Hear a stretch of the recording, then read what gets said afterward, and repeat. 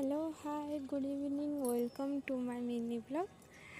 तो बहुत दिन पर गोटे शॉर्ट्स बनैली कारण पाठ प्रेशर धीरे माने एते हेडेक जे माने किछि भी बनै हो नथिला, किछि भी शॉर्ट्स बनै हो नथिला। आपन माने देखुथिबे हमर एग्जीबिशन अछि, तो एग्जीबिशन प्रिपरेशन एठी हमर चली पूरा आज ही आमर एग्जीबिशन थिला। तो आमे ता 2 दिन पूर्व ही सब किछि प्रिपरेशन करूथिलु। आमर किछि भी मॉडल्स आमे सबू हाथ रे ही सब जिनस आमे बनैचु, किछि भी माने किणा भी हेनी कि माने किछि भी जहाँ भी करछु सब आमर माने ओन एक्टिविटी।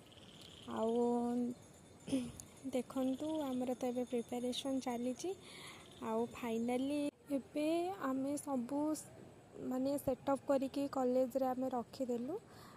आमे एठी देखि पारथिबे आमे एबे को टॉपिक ऊपर नेइथिलु माने ए सब जिनस तो छोट मोट करिकी जहाँ भी सब जिनस तो से वीडियो रे देखाइ नथिला। एटा टोटली फाइनल लुक देखि पारथिबे हमर माने बहुत ही भलो हेतिला। सबू 3D मॉडल हिसाब रे ही करथिलु। एठी टिके सांग माने कहले जेतु टिके गोटे शॉर्ट्स वीडियो नहीं जा, तो आमे समस्ते आम एपी स्क्वाड ग्रुप टिके मजा मस्ती करथिलु। लास्ट को आमर गोटे फोटो सेक्शन अच्छी, तो आमर सबू इवैल्यूएशन हो सारा परे मार्क दे सारा परे मैडम माने, तो आमर फाइनली आमर लास्ट को फोटो सेक्शन अच्छी।